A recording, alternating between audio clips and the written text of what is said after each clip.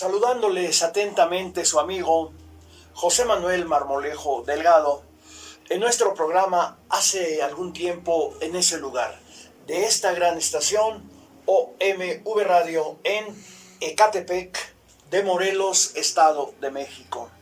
Damos inicio a nuestro programa yéndonos directamente a la historia de México. Hemos venido hablando en nuestras anteriores sesiones de ese daño tan tremendo que le ha hecho la ultraderecha, la derecha, tanto a México como al mundo. Denunciamos las atrocidades que está cometiendo Israel en contra del pueblo palestino, los crímenes infames que hay que parar ya. Esa es la ultraderecha mundial, que ya no puede seguir gobernando al mundo si el mundo quiere salvarse. Y en esa tónica hemos estado hablando de la ultraderecha en nuestro país y llegamos a la época del maderismo, cuando Madero llega a la presidencia de la República, pero el Partido Nacional Católico le quita su apoyo porque Madero no derogó las leyes de reforma, como era la pretensión del Partido Católico Nacional, y se volvió en su contrario. Entonces llegó la decena trágica, el golpe de estado de Victoriano Huerta contra Madero, y algunos militantes del Partido Católico Nacional que antes apoyaron a Madero ocuparon cargos en el gobierno golpista, pero se fueron distanciando del nuevo dictador ante la falta de representatividad nacional del usurpador.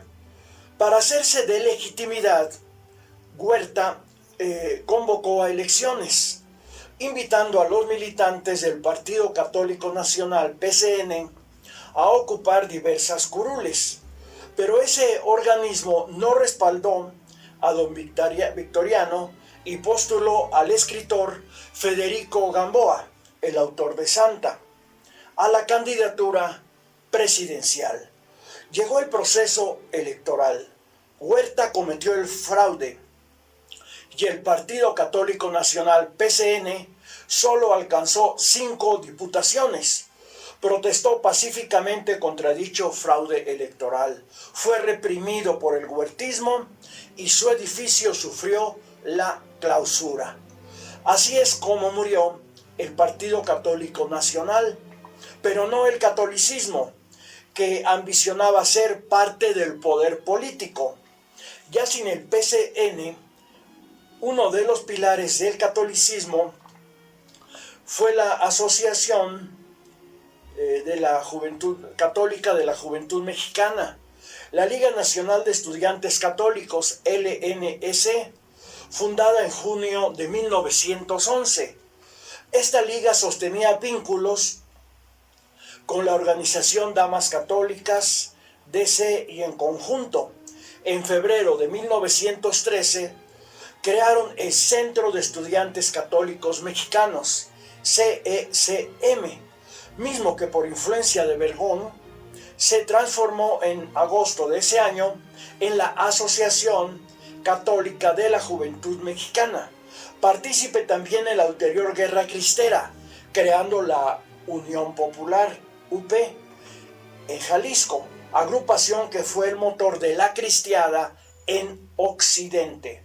Pero los católicos deseaban ir más allá del ámbito regional, pretendiendo crear un grupo tipo UP con cobertura nacional. Desde 1918, Palomar y Vizcarra acariciaba tal proyecto, proponiéndolo a Bergón. El plan fue respaldado por el arzobispo Francisco Mora y del Río, pero relegado por el también arzobispo Francisco Orozco y Jiménez. Finalmente, el día 14 de marzo de 1925, fue fundada la Liga Nacional de la Libertad Religiosa, que era de carácter laico, pero dedicada a intentar modificar la Constitución en los artículos que consideraba que afectaban a la Iglesia Católica. El día 2 de julio de 1926 fue publicada la Ley Calles, que regulaba con base en la Constitución el accionar de la Iglesia. La Liga en un principio abogó por su resistencia, con su resistencia pacífica a los dictados de esa ley. En algunos sectores del país se empezaron a registrar acciones bélicas de católicos contra la Ley Calles, y entonces la Liga solicitó la venia de la Iglesia para actuar con las armas en pro de sus objetivos. La Iglesia Católica dio su visto bueno, siempre y cuando no se supiera que esta institución participaba. La hipocresía de la Iglesia propició la guerra, pero dijo que no se sepa que yo estoy detrás de la guerra. Toda la responsabilidad militar pública debería recaer en la Liga. Es decir, la Iglesia actuaba por debajo de la mesa, tal como lo hizo durante toda la Guerra Cristera, junto con el Vaticano. La Liga entonces llamó a la insurrección nacional, misma que debería estallar el 1 de enero de 1927. José Rodríguez Insunza dice que la Iglesia Católica jugó un papel determinante para la conquista del Nuevo Mundo por Europa y en la consolidación colonial. El equilibrio de poderes Estado-Iglesia, señala, se mantuvo hasta el periodo borbónico. Dice que en 1765 la corona creó en Nueva España un ejército que tuvo el objetivo de defender militarmente al virreinato, pero también el de contrarrestar la influencia política de la Iglesia. A este hecho del irreversible proceso de secularización lo acompañó la expulsión de la Compañía de Jesús, acontecimiento que originó motines de protesta en Michoacán, Guanajuato y San Luis Potosí. Las Cortes de Cádiz acordaron leyes que propiciaban la separación Estado-Iglesia, desamortización y cierre de monasterios y conventos, una segunda expulsión de jesuitas, supresión de la Santa Inquisición y negativa para que los novicios llevaran votos de profesión. Este avance de la secularización se interrumpió en México con la llegada al poder de Agustín de Iturbide, aunque en 1821 surgió el conflicto provocado por la controversia en torno al patronato, agudizado con la promulgación de la Constitución de 1824 y luego con las primeras leyes de reforma aplicadas por don Valentín Gómez Farías en 1833-34, canceladas por Antonio López de Santana a fines de este último año. La Iglesia consideró como un ataque a sus derechos naturales y a los de Dios el carácter secular de algunos artículos de la Constitución de 1857, así como de la Ley de Nacionalización de los Bienes de la Iglesia de 1859 y la anterior de desamortización del 56. En el Porfiriato, Estado e Iglesia vivieron un idilio armónico, aunque la Iglesia nunca le perdonó a don Porfirio que no derogara las leyes de reforma y que hubiera adoptado el positivismo como filosofía oficial. Luego, el 11 de enero de 1914, el episcopado mexicano proclamó el imperio del reinado temporal de Cristo Rey en México, solo que sin Cristo en persona, como cabeza de tal reinado. El sustituto o representante de Cristo en ese reinado temporal lo constituía la propia Iglesia Católica.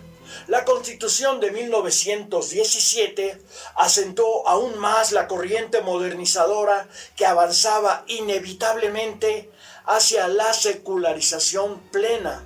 Estableció la educación laica, confinó a la Iglesia a las cuatro paredes de los templos, la sometió al Estado y prohibió su participación en política. 19 días después de la promulgación de la Constitución del 17, la Iglesia Católica emitió una carta pastoral calificando a la nueva Carta Magna como persecutora de la Iglesia, sosteniendo que la combatiría por medios pacíficos y que renunciaba a participar en política. A nivel local, como ocurrió en Tabasco, el gobernador Tomás Garrido Canaval y en Jalisco, Manuel Buquet, se promulgaron legisladores, en esos periodos se promulgaron legislaciones derivadas del carácter laico constitucional.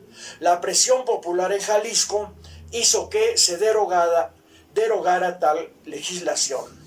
A mediados de 1921, el obispo de Tacámbaro, Michoacán, pronunció un discurso alarmista, apocalíptico, asegurando que el paganismo revivía para destruir a la Iglesia y llamaba a la feligresía a luchar contra la hidra del paganismo.